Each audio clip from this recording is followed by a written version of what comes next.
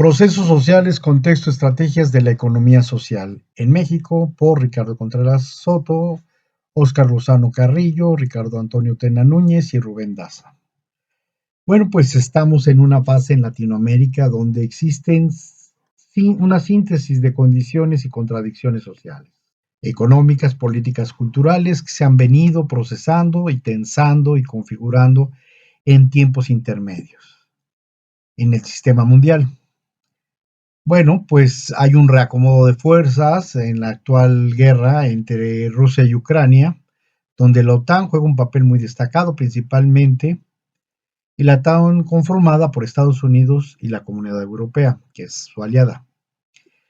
También está una segunda guerra comercial entre Estados Unidos y China, donde ha habido tensiones, no a nivel bélico, pero sí a nivel de amenazas sobre mercados, restricciones y otra serie de cuestiones. Hay un tercer proceso que ha sido los principales para América Latina, que son las políticas instauradas en la economía neoliberal, que llevan más de 36 años, devastando y debilitando a los países periféricos en su conjunto, y que han fortalecido y enriquecido a los países centro por un lado. La mayoría de la población de los países de Latinoamérica no quiere que sigan dichas políticas neoliberales, que los han perjudicado tanto, orillándolos a la pobreza, a la marginación, les ha quitado proyectos de desarrollos estratégicos dentro de sus países. Ha fomentado también estas políticas neoliberales la corrupción, el saqueo, la dependencia, la fragmentación social, así como ha generado múltiples crisis recurrentes y deudas externas que han afectado la vida del país y de su población. Por ello, no han sido aceptadas para continuar aún las grandes campañas políticas ideológicas que han sido muy fuertes, ¿no? De tratar de mantener con los grupos sociales coludidos, los grupos hegemónicos de los países centro, esta manera neoliberal.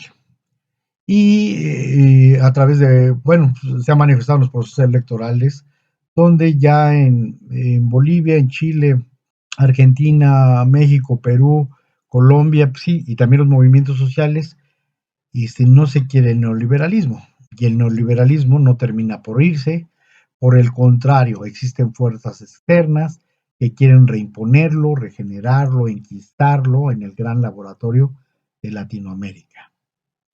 Bajo diversos dispositivos se encuentran las formas de presión financiera o política, pero aún con las intervenciones directas. Eso es importante, cuestiones que se consideran agravantes a los países centros, como pueden generar formas de intervención directa para asuntos económicos, políticos, guerras preventivas, intervenciones económicas, intervenciones por no cumplir acuerdos. Sobre todo hay bastantes cosas como amañadas por los contratos comerciales, etcétera, ¿no? Puede haber contra las drogas, golpes de Estado, de baja intensidad, embargos y bloqueos económicos, dependientes directamente de los países, centro o de los organismos internacionales, como la ONU, la OEA, el Fondo Monetario Internacional, etcétera. Esto ya lo vimos en Bolivia, ya lo vimos en Argentina, lo vimos algunas veces en México. Y están las formas indirectas que tienen que ver con otras formas de intervención, como las jurídicas, el lawfare, que han presionado por intereses corporativos, por demandas múltiples, asuntos que benefician a los corporativos, a los bancos también, a la desestabilización política generada. El crimen organizado también juega un papel importante ahí oculto, pero se puede uno imaginar de qué lado está.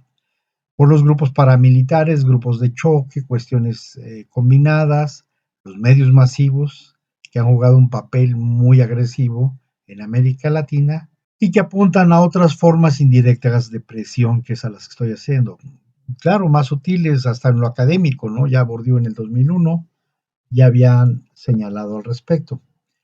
No se sabe qué es lo que sigue, bueno, o qué viene. Ya hemos visto en el Laboratorio de Latinoamérica muchas formas de intervención si vienen a aceptaciones transitorias pacíficas o por el contrario, vienen políticas más agresivas de los países centro.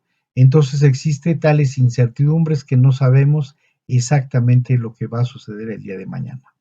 En América Latina, la búsqueda de alternativas por las personas sobre las políticas económicas generadas por el neoliberalismo ante el agotamiento, la reacción, la resistencia a estas condiciones de posibilidades de vida generada, la esperanza, las distintas experiencias, las posibilidades de hacer frente a los problemas, las reacciones, las inquietudes, empiezan a haber otra forma de vínculos, otra forma de tejidos que se están haciendo a nivel microscópico en las distintas formas de organización social para resolver los problemas y de cambiar las cosas en la inspiración social, en los imaginarios colectivos, dentro de estas posibilidades que van desde la militancia política a la movilización social, tanto contestataria o emancipadora, o la búsqueda de sobrevivencia, simplemente la creación de distintas operaciones que dentro de estas se encuentra la llamada economía social, que es el eje de nuestra reflexión. En 2019 pues, hubo varios movimientos detonados por las crisis creadas en las políticas neoliberales y sus repercusiones en América Latina, generando revueltas en muchos países latinoamericanos, en Chile, Ecuador, Argentina, Haití. En México, bueno, el caso de Chile es muy interesante porque condensa la protesta generalizada de lo que ha venido a ser la inconformidad. Entonces, está la situación de los bajos salarios por los cuales los trabajadores salen a la calle, los precios altos de los servicios básicos, agua, luz, gas, la baja pensión de los jubilados, la desigualdad económica entre la población y la mala distribución de la riqueza, y las preferencias tributarias que se le dan a los ricos para que evadan o se les baje el impuesto de manera ventajista, ¿no? En la actualidad se ha afectado a la sociedad con las empresas y las actividades económicas del capitalismo, al tejido social, a las comunidades, al conjunto de relaciones que han permitido formas de explotación, formas extractivas de producción que dañan a las personas y al medio ambiente. Sí, el capitoloceno es un fenómeno nuevo, no nuevo, pero hay que verlo porque se le echaba la culpa en el antropoceno al hombre y no, es el sistema el que genera estas formas de explotación y de extractivistas, de extracción que han dañado tanto al medio y al medio ambiente, a los sistemas productivos y demás, ¿no? Y que esto ha llevado también a la crisis civilizatoria. Bueno, es importante analizar la historia de Latinoamérica y de cada país en los entramados complejos del sistema mundial, ¿no? Junto a los movimientos sociales, sobre todo las cuestiones de las experiencias económicas, políticas, culturales que se dan, que han jugado un rol importante en la geopolítica y que empezaron a abrir en las formas de resistencia también espacios. Jordi Calvo en el 2008 plantea que dentro de las propuestas contra el neoliberalismo globalizador capitalista, en México, el 27 de julio del 3 de agosto de 1996, una iniciativa del movimiento zapatista, Un mundo donde quepan todos, es la consigna, y condensa las demandas de los movimientos del Foro Social Mundial y que se va a seguir y continuar en el Foro Social Mundial, donde las mismas alternativas económicas juegan un papel importante. En México ha existido experiencias de organizaciones sociales muy importantes, algunas derivadas de la Revolución Mexicana, como es la Comuna Zapatista de Morelos.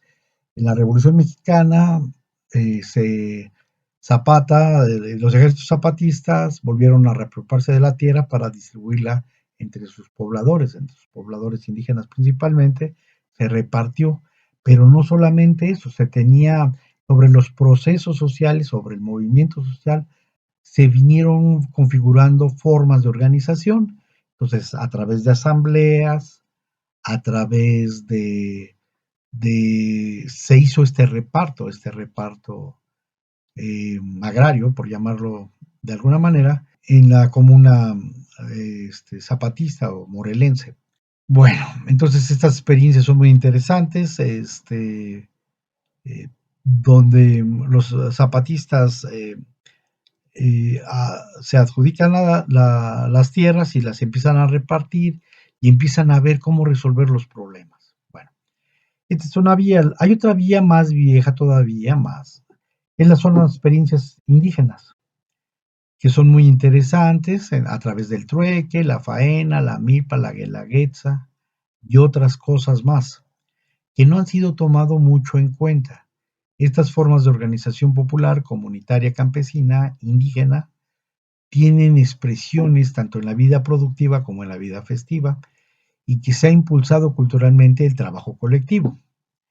Bueno, actualmente se encuentra esta vertiente junto a la intervención de la Unión de Cooperativas de Tosepan, la Titanisque, que significa Unidos Venceremos en náhuatl, con experiencias y circuitos de productivos como productoras comercializadoras, cuyos fines son también mejorar la calidad de vida de sus miembros, preservar la identidad cultural y proteger los recursos naturales. Bueno, pues hubo otras experiencias, como el mutualismo a principios del siglo XX, donde la Iglesia Católica quiere evitar que todos se fueran por el movimiento bolchevique y las revoluciones socialistas de principios del siglo XX, y entonces se hace un tipo de cooperativismo mutualista en esa época, a principios del siglo XX. Bueno, ahora, la historia de las cooperativas en México ha sido no muy buena, ha sido lamentable muchas de ellas, la mayoría. Entonces las cooperativas pesqueras se fueron impulsando, las cooperativas industriales fueron trabajando, la mayoría de ellas fueron cooptadas por las prácticas de la cultura política del sindicalismo charro, de la Confederación de Trabajadores de México. Recordemos que ellos traían una pugna muy fuerte por el proyecto de socialismo con Lombardo Toledano y que Fidel Velázquez jugó el papel esquirol de apropiarse del sindicato y estas prácticas donde el sindicato se subordina a los intereses de la empresa, no pelea por los derechos de los trabajadores, pues va a ser parte de la cultura política de los sindicatos.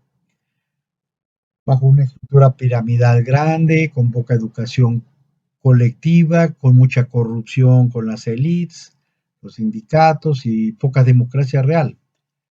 Los sindicatos se fueron debilitando. De la misma manera, también Pemex jugó un papel, la Comisión Federal de Electricidad, Teléfonos de México, el Sindicato Teléfonos de México en aquel entonces.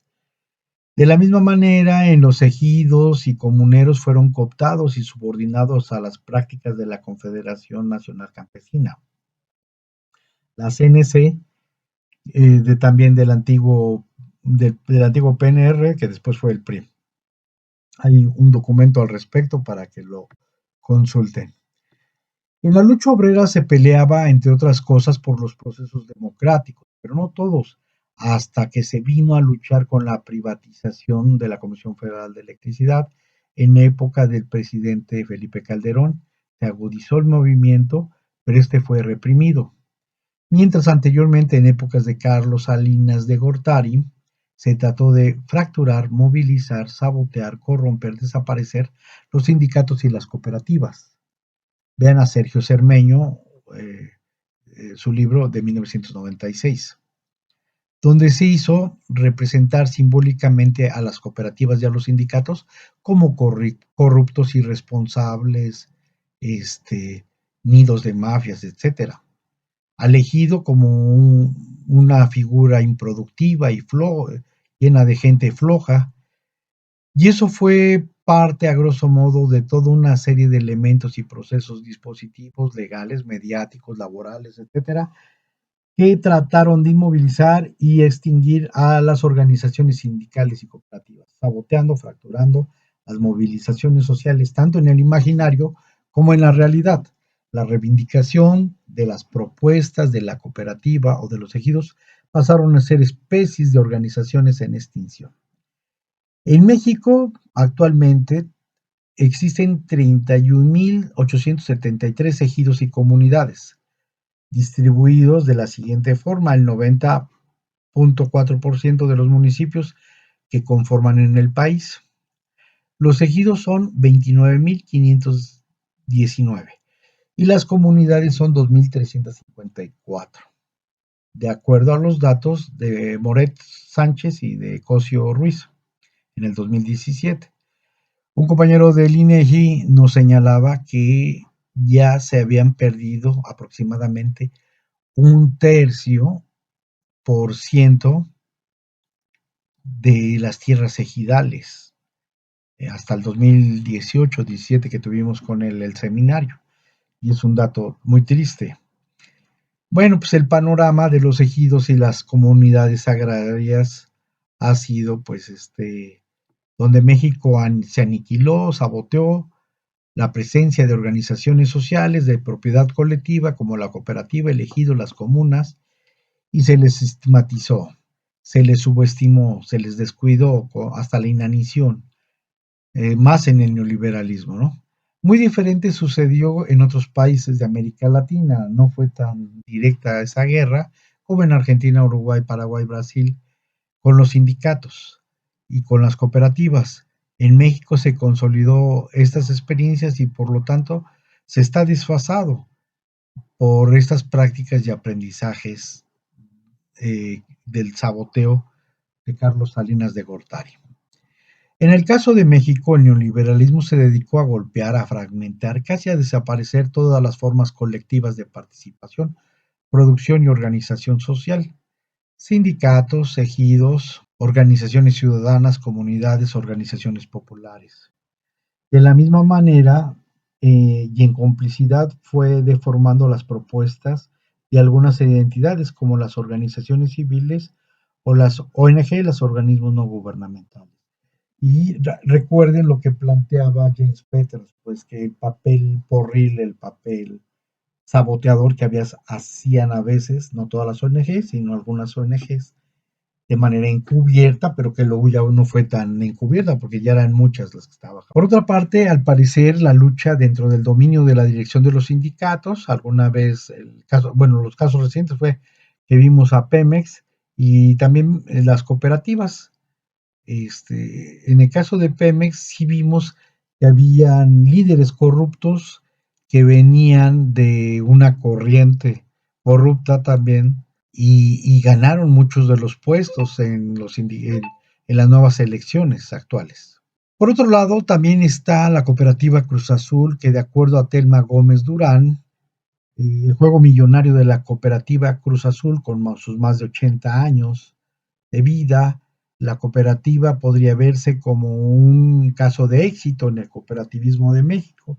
Es una de las principales productoras de cemento, tiene un equipo de fútbol, un hotel 5 estrellas, pero en realidad hay recursos de la cooperativa que se han destinado a un grupo de empresas que facturan los supuestos servicios de consultoría, relaciones públicas o procesos administrativos.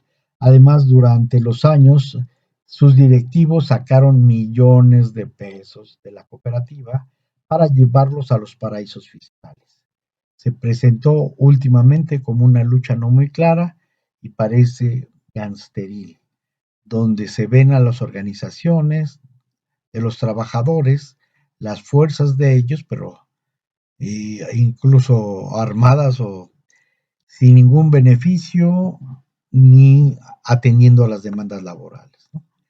Otra de las cooperativas, bueno, que son reconocidas es la Boeing, que es una fábrica recuperada de trabajadores en México y se ha venido enfrentando a grandes refresqueras y ha sobrevivido en el mercado.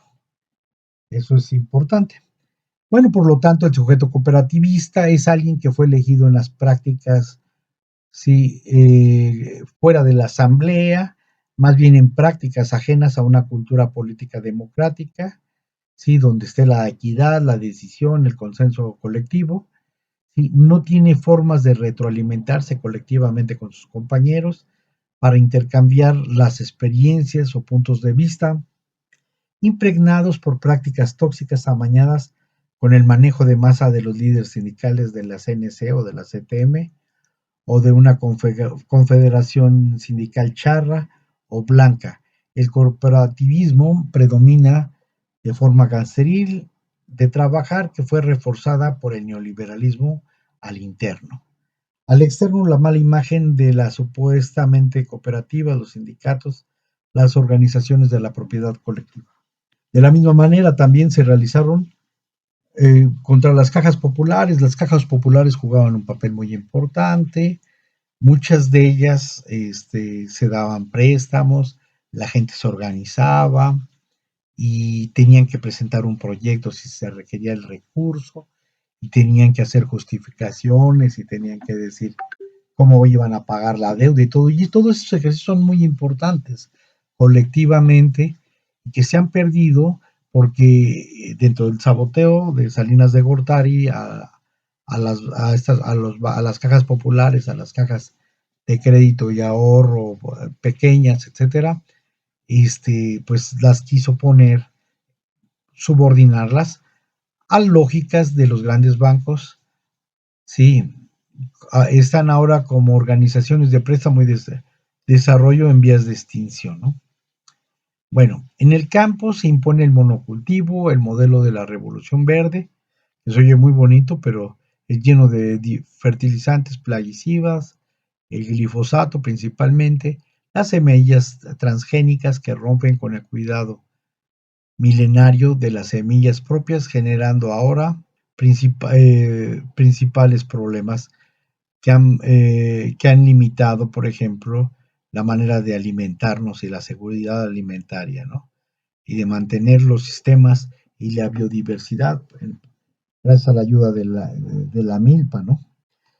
Bueno, hasta aquí les vamos a platicar, continuaremos posteriormente.